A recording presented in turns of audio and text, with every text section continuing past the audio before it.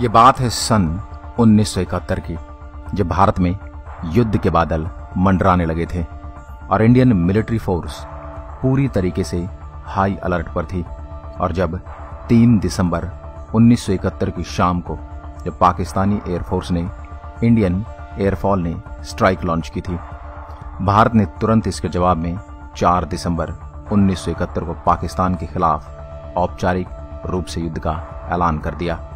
और जब 1971 का युद्ध शुरू हुआ था, तब उस समय अरुण क्षेत्रपाल इंडियन आर्मी में एक नई सेकंड रेकुलेंट के तौर पर गए हुए थे।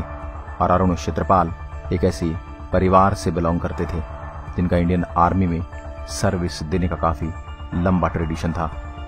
और इसीलिए इसमें कोई ताज्जुब वाली बात नहीं है कि अरुण क्षेत्रपाल बचपन से ही इंडियन आर्मी को ही ज्वाइन करने का सपना देखा करते थे और देश के प्रति एक गहरी देशभक्ति की भावना उनके खून में थी।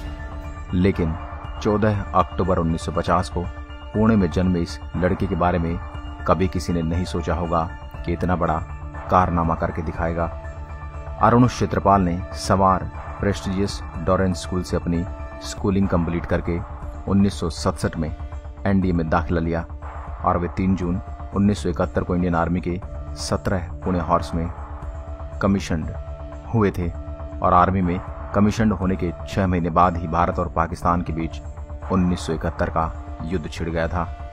उस समय अरुण क्षेत्रपाल के रेजिमेंट को ऑर्डर दिया गया कि वे सकलगढ़ सेक्टर के पास बसंतर नदी के पास एक बेस को स्थापित करें, क्योंकि बसंतर नदी एक ऐसी जगह थी जो पाकिस्तानी बेस के काफी करीब थी और ये रणनीतिक रूप से दोनों देशों के लिए बहुत ज्यादा महत्वपूर्ण थी, क्योंकि इसमें जम्मू से पंजाब तक के सभी रोड और रेलवे लिंक्स आते थे।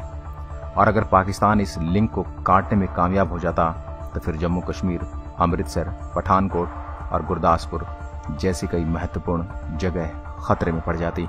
उस समय अरुण क्षेत्रपाल की रेजिमेंट 47वीं इन्फेंट्री ब्रिगेड की कमांड के तहत आती थी, जिसे ब्लैक एरो के नाम से भी जाना जाता था। लेकिन इस बसंतर नदी में कब्जा करवाना काफी ज्यादा मुश्किल था, क्योंकि पाकिस्तान ने कश्मीर को पंजाब से काटने के लिए सकरपुर बजल में बसंतर नदी में अपनी शक्ति को इतना मजबूत कर लिया था कि लगभग एक असंभव सा कार्य लगने लगा। लेकिन अखनूर के इलाके में लड़कर भारतीय सेना को आगे बढ़ना बहुत मुश्किल था और इसके लिए भारतीय सेना के पास केवल एक ही उपाय था कि वे बसंतर नदी को पार करके पाकिस्तान की सीमा में घुसकर सीधा शत्रु सेना पर हमला करें। 1971 की लड़ाई में बसंतर की जंग में पाकिस्तान के पास 5 बटालियन थी और हिंदुस्तान के पास केवल 3 बटालियन। और भी कई कारण थे जिसकी वजह से पाकिस्तान का पलड़ा काफी ज्यादा भारी था। लेकिन 3 टैंकों के साथ 17 पुणे हॉर्स के सेकंड लेफ्टिनेंट के अरुण क्षेत्रपाल को सामने से आ रहे 14 पाकिस्तानी टैंक्स के कतार को रोकने की जिम्मेदारी सौंपी गई और महज 21 साल का यह लड़का सामने से आ रही स्क्वाड्रन से भिड़ गया। लेकिन अरुण क्षेत्रपाल के बाकी 2 टैंक के कमांडर मल्होत्रा और लेंथर अलबाहर बहुत बुरी तरह से जख्मी हो गए। और इसके बाद अब इस नेतृत्व की जिम्मेदारी केवल इस 21 साल के नौजवान अरुण क्षेत्रपाल पर आ गई। और तब 21 साल के अरुण क्षेत्रपाल ने दुश्मन की शैल से हिट होने से पहले पाकिस्तान के 5 टैंकों को अकेले ही तबाह कर दिया था। लेकिन 5 टैंकों को तबाह करने के बाद अरुण क्षेत्रपाल को भी एक शैल हिट कर चुका था और वो भी पूरी तरह से जख्मी हो गए थे और उनका टैंक पूरी तरह से काम नहीं कर रहा था। लेकिन उनके टैंक की गन अभी भी इतनी अच्छी हालत में थी कि वो पूरी तरह से काम कर रही थी। तब अरुण क्षेत्रपाल के कमांडर ने उन्हें निर्देश दिए कि वो वापस आ जाएं, लेकिन अरुण क्षेत्रपाल ने वापस आने से मना कर दिया और उन्होंने ऑफिसर से कहा कि सर, मैं टैंक को नहीं छोड़ूंगा क्योंकि मेरे टैंक की गन अभी भी फायर कर रही है और जब तक ये काम करती रहेगी मैं फायर करता रहूंगा।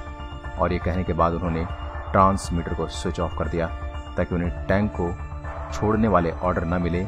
और फिर इसके बाद शहीद होने से पहले उन्होंने पाकिस्तान के 2 और टैंक को बुरी तरीके से ध्वस्त कर दिया। जब पाकिस्तान ने देखा कि उनके 10 टैंक खत्म हो चुके हैं तो न सिर्फ अरुण ने पाकिस्तानी सेना को आगे बढ़ने से रोका, बल्कि उनका मनोबल तो इतना गिर गया कि वो आगे बढ़ने से पहले दूसरी बटालियन की मांग करने लगे।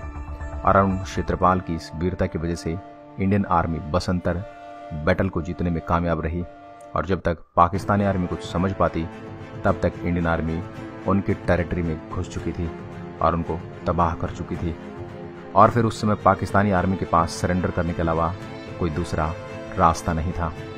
और फिर इस युद्ध के बाद 16 दिसंबर 1971 को अरुण क्षेत्रपाल को मरणोपरांत परमवीर चक्र से सम्मानित किया गया।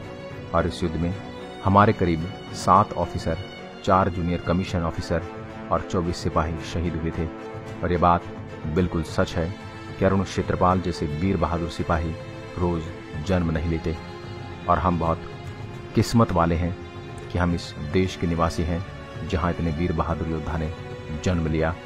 और हम अरुण क्षेत्रपाल की इस बहादुरी को मन से सलाम करते हैं और हम उनके सर्वोच्च बलिदान के लिए सदा ऋणी रहेंगे। जय हिंद, जय भारत।